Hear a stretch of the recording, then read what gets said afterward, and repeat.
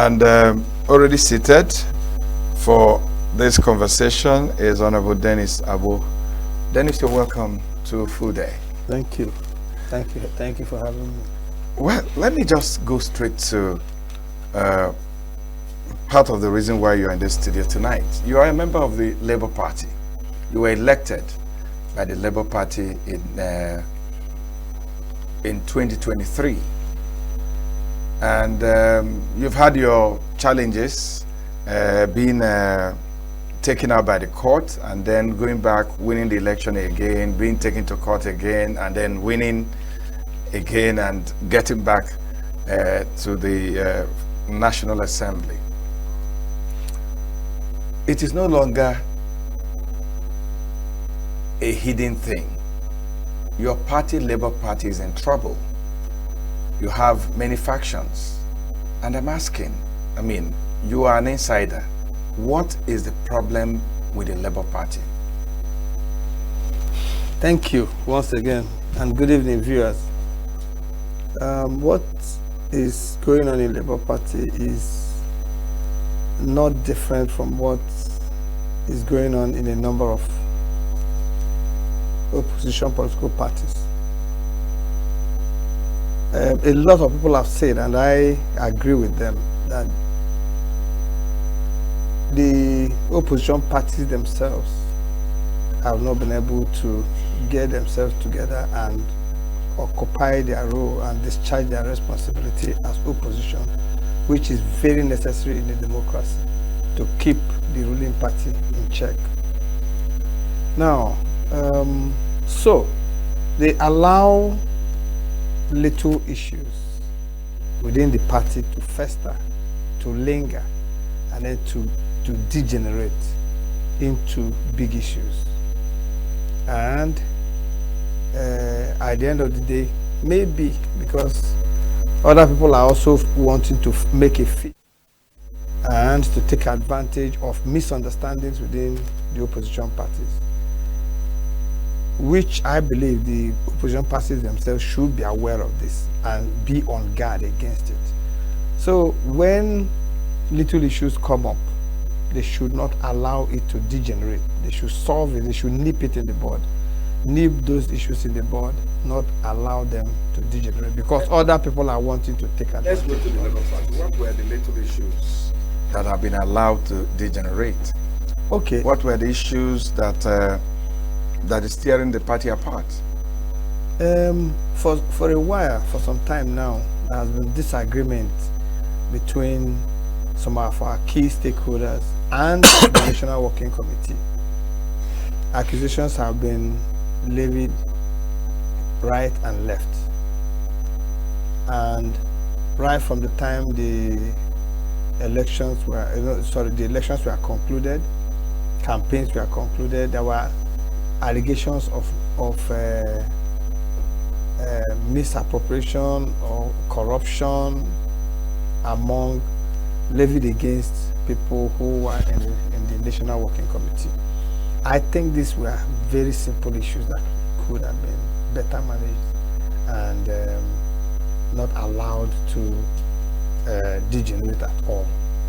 These are common, these are normal things that could have been better handled, better managed, but they were unfortunately allowed to degenerate. And I'm thinking that maybe this gives some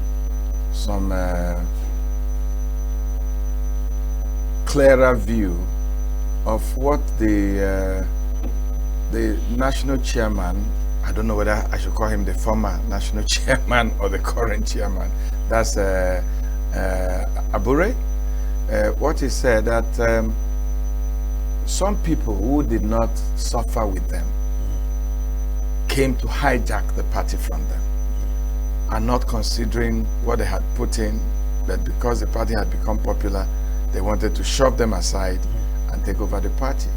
So were these people the people that were not interested in resolving the small issues? They were just interested in getting the leadership out of the way. Let me make the point very, very clear. Labour Party made a very strident mark in the polity of Nigeria in 2023. And people who were members of the National Working Committee naturally should expect to take the praise, if nothing else. So it's not unusual, it's not unexpected for a chairman, national chairman of such a party that has put up a sterling performance by every standard. It was the best first outing of a political party in Nigeria, maybe in a very long time. So I give it to them, and I expect the party to understand that such people who held commanding positions in the party during the election of 2023 should have been given their rightful treatment, rightful regard, air of importance. They should have been treated with some amount of regard and importance. It is not unusual for them to expect to be so regarded. Yeah. Yes. So if you now come and start hounding them, you give opportunity for people who never contributed to what we are talking about, or what we are celebrating, to now begin to come in as if they are so-called contributors or key stakeholders. You leave a room for people who shouldn't take the praise to actually come in. That shouldn't happen. I have always stood on the point that people, whether at the national level or at our state level, who supervised as officers of the party the performance of Labour Party in 2023 should be given a lot of regard, a lot of respect, should be treated well. Their welfare should be looked into, because it is not out of place for them to expect their welfare to be looked into, especially by those people who emerged out of the elections that they organized as officers of the party and took some public office. Yes. They should have really looked back and, like you said, give them their due respect. Yes. Another area of concern, and here you are, and I'd like to talk about it, was that people said that your presidential candidate, Peter Obi, did not manage the success of Labour well. He didn't nurture, Labour as he should have, considering the performance of the party in 2023. There was also the argument that a lot of legislators, for instance, that were elected, who faced challenges in court, were not assisted by the party as led by Peter Obi. Could this be part of the things that has continued to ruffle feathers inside the Labour Party? Do you think Obi has done so well in managing the success of Labour? Let me say that what was achieved, let me repeat it again, what was achieved in 2023, even many people within Labour Party never realized the monumental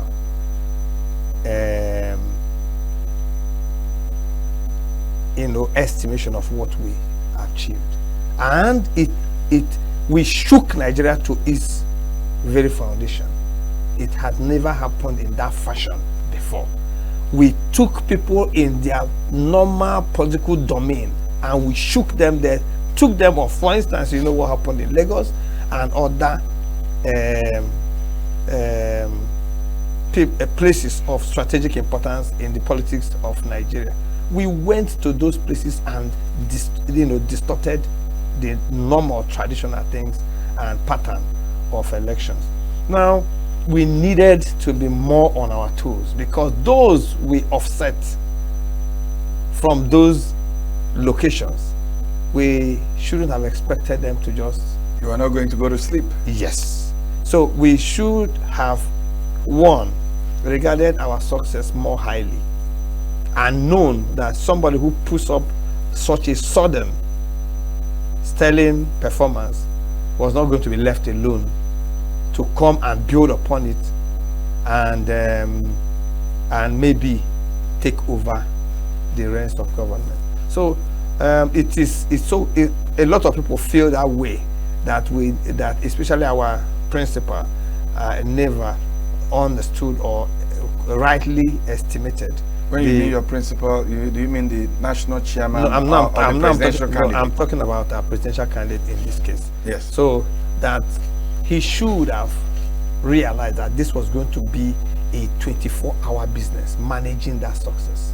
It was going to be must. It was not a thing to take a leave or take some time, and return to it later. It was supposed to be managed, and with all amount of fairness, with all amount of seriousness, with all amount of engagement, with all amount of understanding, and so on and so forth. It required all of that to be put on the table for us, because and then the disenchantment started showing, and unfortunately from very prominent people within the Labour Party, people who were spokespersons, people who were who managed the presidential campaign, people from the National Working Committee, people who their faces meant a lot. They started disagreeing with the party openly, and then it was not a small embarrassment to the Labour Party.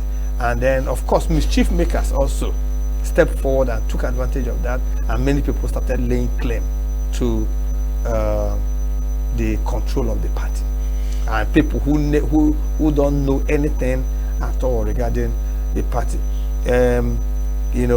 Leaders emerged, Apapa group, Abure group, and of course Abure was the substantive national chairman. But other ones started emerging because there was a lacuna, there was a loophole, there was an opening, and so they started cashing in on it. I thought then, and I still think now, that we should have treated the situation more discreetly and handled the issue of treated Abure with a little more respect. If no matter what happened, what we think, the accusations that were levied, he was still the person who supervised that monumental performance. It was not a one-man show, it was not a one person's effort, but he was the national chairman, and you cannot discount it. If he mismanaged the process of primary electioneering, primary election, selection of our candidate, we wouldn't have had the kind of performance we put up.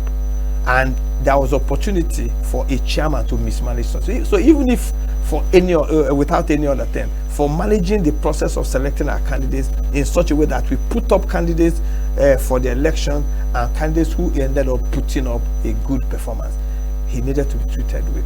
Let me still stay with His Excellency P2B. I'm not holding brief for Abure, and I'm saying that even if there was a problem, we could have handled that problem in a better way. We could have handled it. Yeah. So I'm still staying with P2B and the gains that Labour had made in 2023.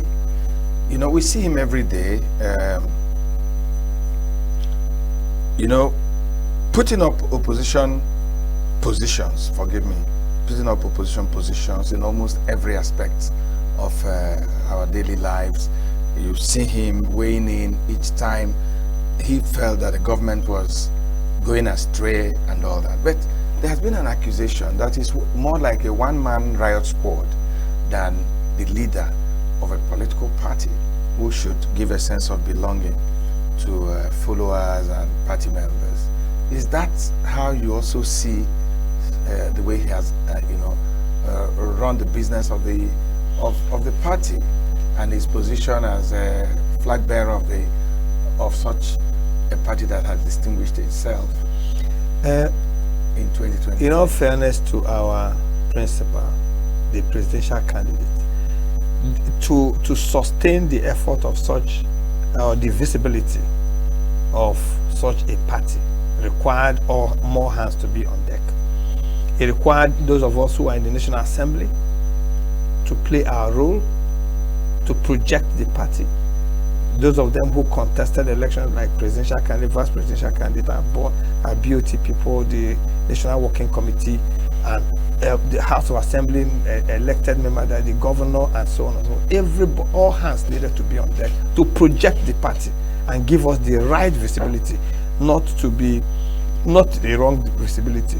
So it's not just him, but I'm saying he's supposed to be to be the one galvanizing every other person, beating everybody in line, to the line, and reining people, encouraging us, guiding in humility, because no matter how humble you become, nobody takes over from you that thing which you have already achieved. So it needed to be like lie low, guide people to manage this huge thing that we have all achieved. I remember there was once even when I was out of the National Assembly fighting the legal battle, I was invited to a meeting once, and that meeting was to essentially when I sat down and I saw what was going on, it was just to put a stamp on the sacking of the state chairman of Labour Party in Enugu State.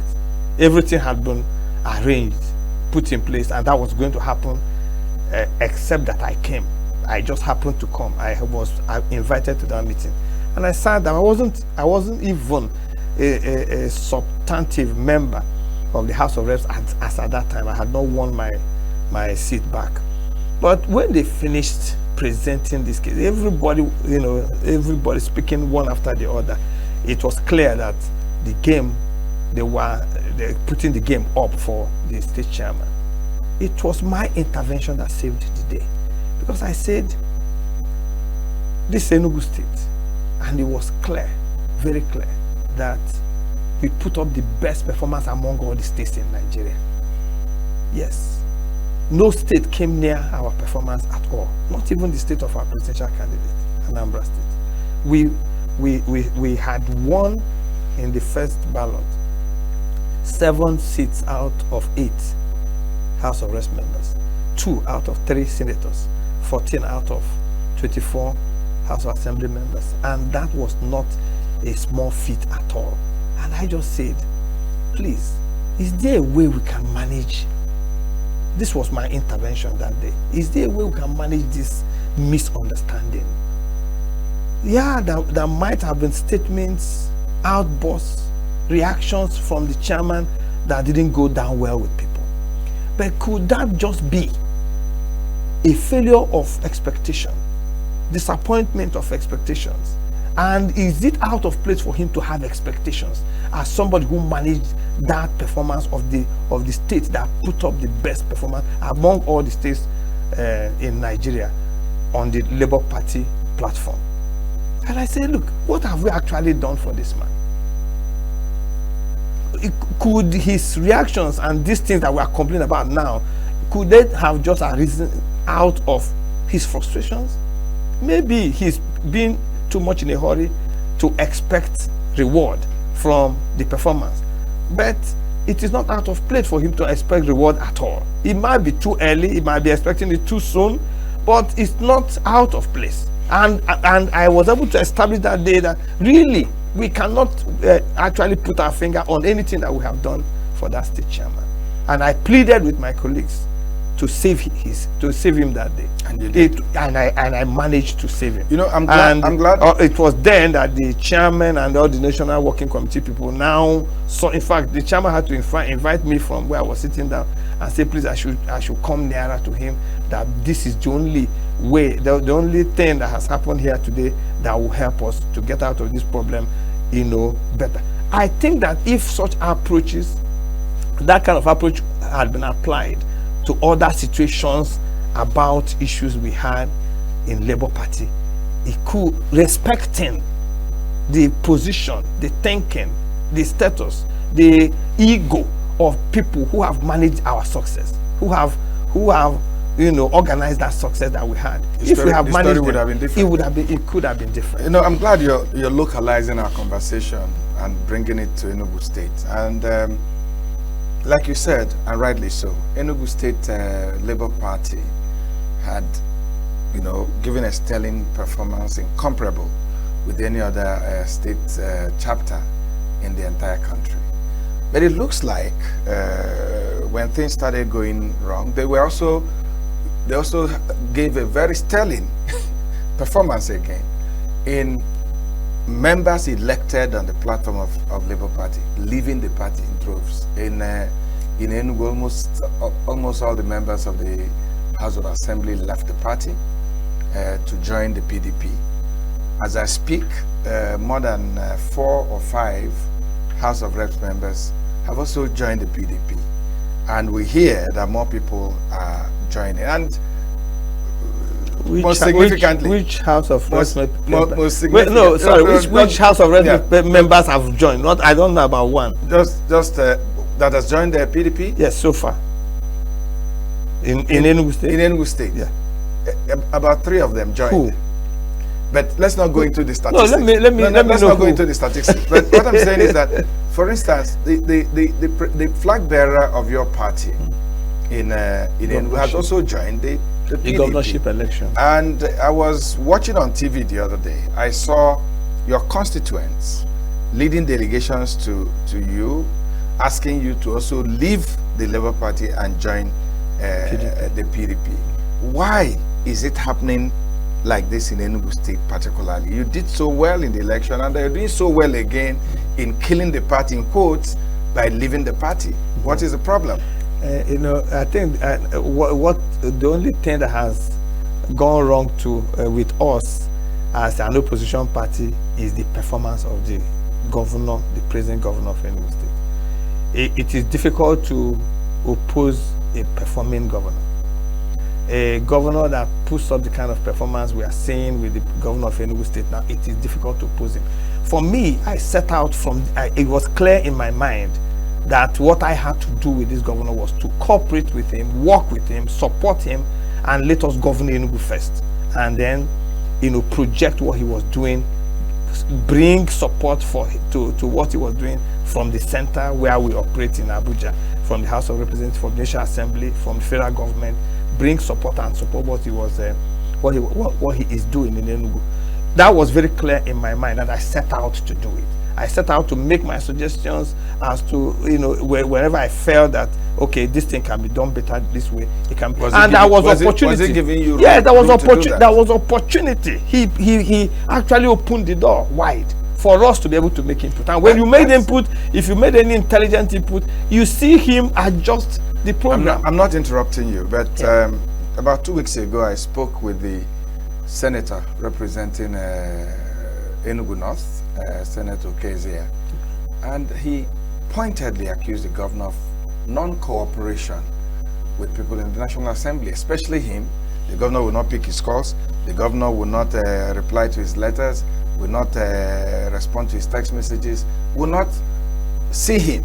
Okay. Well, I will speak about for myself, and I can tell you straight away, I have never had the experience of trying to reach the governor without being able to reach. I've not had that experience at all. There was a particular occasion when I had a meeting of 1 hour 20 minutes with the governor, discussing his programs for this state, discussing how he's getting about it, his plans, what he campaigned with. I thought it gave me a lot of attention to bring me up to speed, especially when I came back from the litigations and then got back my seat. And then we had a very robust discussion. I'm from a different political party, and he's from the different. And for us to have that kind of healthy, robust discussion, I felt it was an honor to me. And I had opportunity to contribute to what was going on. And I made up my mind from that day that I was going to go back to Abuja, because there are so many wonderful programs that are going on in this state. If you talk about the command and control center, if you talk about the farm estates, if you talk about the smart school project, if you talk about the infrastructural development, if you talk about, name it, there are so many things that we can, that is happening, wonderful things that are happening in Enugu, that we in the center can contribute and support what is going on. Personally, I have not had the experience of maybe doors being shut against me, or me not having access. I have been treated like a House of Reps member. I have been treated like a representative of this state at the federal level. I have been given opportunity to contribute to what is going on here, and I have not had any. Are you saying that your colleagues have not complained to you about the inability to communicate with the government? You've never heard anything like that? Nobody has complained to me, because why should they even complain to me? But just last week, we of the House of Reps caucus, we went to see the governor. There was an accident in Enugu. We ran for help to the speaker to send help to Enugu State because of the accident that happened at Onyama mine and Ugu Onyama, sorry. And then the speaker gave us some donation, which we presented to the governor. We didn't have issues getting an appointment or getting a meeting, having to meet with the governor and presenting. You're very close to the flag bearer of your party in Enugu State, Honorable Doga. We're all close. Did he consult you when he moved over to the PDP? Did he have a conversation with you? I knew about it, and I believe he was the one that led me into it when the discussions were going on. And did you encourage him? Yes, of course, because I encouraged him, because what was the alternative? What was the alternative? You know, he didn't have an office. We have office. We are busy with government. Now, if you say you are suspending politics till the right time, he could be looking for something to also engage himself with, and he is free. I'm not free. I wasn't that free at that, before now. So I encouraged him. Especially when it was about making inputs to the government of Enugu State. I didn't discourage him. Okay. About 2 weeks ago or 10 days ago, some constituents of yours, I remember 2 visits where they were talking to you about joining the PDP. Have you accepted to join the PDP? Okay, there were actually 4 visits. Oh, there were 4. Yes. I saw 2. Yeah, but your media station came and they were part of 2, maybe 2 or 3, because the Agbo constituency 1 came. They came in the name of Egalo Bonano. They came. Then Udenu state constituency came. They came in the name of Like Minds, Udenu Like Minds. They came. Then the Agbo constituency 1 came. But then it's what I'm saying. They've come. Yes. Are you acceding to their request? They want you to leave Labour Party and join the PDP. Is it something you want to do? It is something I want to do. I'm going to do now, because it has been a process. They've come. You've made up your mind? Yes, I've made up my mind. They've come in their numbers. They come in. Each of these groups came with up to at least 200 people, and they had representatives of each of the 10 constituencies in each of these state constituencies. So will it be 10 wards in each of these state constituencies? Would it have meant that if you don't, it means that you've lost your followership? Or what? Exactly, because I'm asking. No, but what I'm saying is that when we left to Labour Party for good reason, we explained our situation or the politics to our constituents. So why did you leave the PDP at that time to join Labour? There were so many problems. No, just give me internal democracy, non-performance of government, and the governor of the state at that time was PDP. The governor of the state at that time was PDP, and the governor of the state today is still PDP. So you're saying that the governor at that time was not performing? The government of PDP at that time was not performing. Was, in my own assessment, was not performing. And this is the general knowledge of anybody who is an Enugu State person. And at that time, the government in the center was not performing. The government in the state was not performing. So it was like our candle was burning from 2 sides. It was a very difficult time for anybody from the state. So you had to leave. Yes, and not only that, the internal democracy of the party was not really, because we could have stayed within the party to try to make a difference, but the internal democracy of the party was also not working. So now you've made up your mind to return to the PDP, and you told me earlier in this conversation that what is driving a lot of people to PDP now is the performance of the governor. Of the governor, yes. You're satisfied with this performance? I am satisfied. And you think it will be sustainable? I will be there to also make sure, to contribute to make sure it is sustainable. I am already a significant stakeholder in the business of governing. So what are you telling your followers as you make another move? Incidentally, it's such an easy thing now, because it's this followership that are the followers, the constituents that are coming. No, I thought it was the PDP followers that are coming, not Labour Party in members. fact, what happened was that when they came, I identified faces from Labour Party. I said, are you also part of these people saying this thing? They say said yes. they have moved. Yeah, no, they say yes. I said, are you also part of it? Are you also? So it was you see APC people there, PDP people there, Labour Party people there, among these delegations that were coming. That is the honest truth. And I identified them because I know them. I say, are you also asking me to leave Labour Party and come to PDP? They say yes. Why? Because one, they say the governor is working and it is clear for everybody to see. Number two, he say you are working. They say I am working. Number three, they say you and the governor, you understand yourselves. You are cooperating. You are working together and you understand each other. Four, we think that if you come on the same platform, that it will be better for our constituency and for the state of Enugu State. So that was, and each group and each person that gets up to speak for a word said the same thing in the same way. They made those 4 points. Governor is working, you are working together in cooperation. We want you to come on the same platform. So that was how all the groups came. The narration was the same. The narration. It doesn't look like you're living alone. It looks like some other members of the house are also living. Certainly.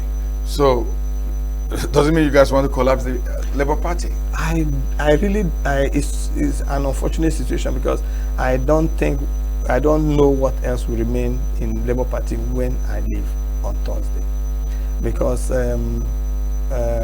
you're leaving on Thursday. You already put a date to it.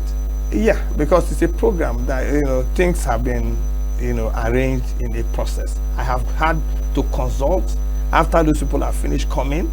I have slept over it, I've prayed over it, I've consulted key stakeholders. Not one person has discouraged me. Not one person has discouraged me from this. And these are people who we called out when we wanted to leave.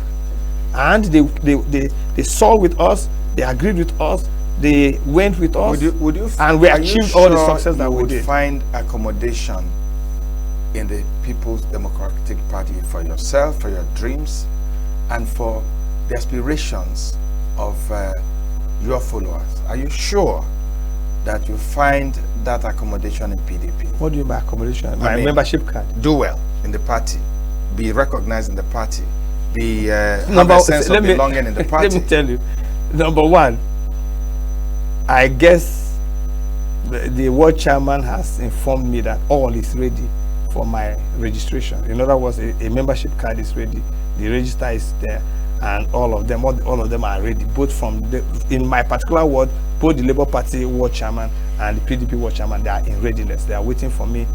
Now, two, I'm a House of Reps member, so I have my work cut out for me. How to contribute to what the state is doing, how to play my role, discharge my responsibility at the federal level. Everything is clear, and I have my work already cut out for me, and things are going very well. So I am not a role is already carved out for me, and already even before accommodate your followers. You're sure? How? What do you mean by? I mean, your role is cut out for you, a House of Reps member. How about the people that are joining with you? Will they get roles in the party? What kind of roles do you mean? What kind of roles do they have in political parties? Do you know? They already have chairmen. They have their executives and all that. You can't have. And they are leaving to join how are their interests going to be? It is my responsibility to protect their interests, to make sure that the interests of every constituent is protected. And now everybody is coming under one roof. Everybody's interest will be protected, either as party functionaries, or we give them economic empowerment, we employ them, we give them paid employment, or we give them economic empowerment whereby they can employ themselves in entrepreneurship and self-help. So there are so many opportunities. Will be, sincerely, look me in the eye and tell me, yes, are you joining the PDP for pecuniary reasons? What kind of pecuniary reasons? Are you joining the PDP because you see that the interest of your people will be better protected? I am joining PDP because the interest of my people will be better protected. Thank you. And thank you. Thank you. Thank you, Dennis. You're not going yet. You'll go in a moment. But let's take our footnotes and quickly round off. Who said you are running late? Life isn't a race. It is a rhythm. Some bloom early, some bloom late. But every blossom counts. Society might hand you a script, but your story is your own to write. There is no perfect timing, no universal checklist for success, love, peace, or purpose. So breathe, walk at your pace. Let go of timelines written by fear or comparison. You are not behind. You are becoming in ways only time will tell. And life is still unfolding. So that's our footnote tonight. But before you go, Honorable Dennis, I have a little gift for you. Something to keep on your table when you get back to the National Assembly. Thank you. And that's our program for tonight. I'm Vin Martin Obiora in Enugu, Nigeria. Let's do this again tomorrow. Until then, good night and good morning.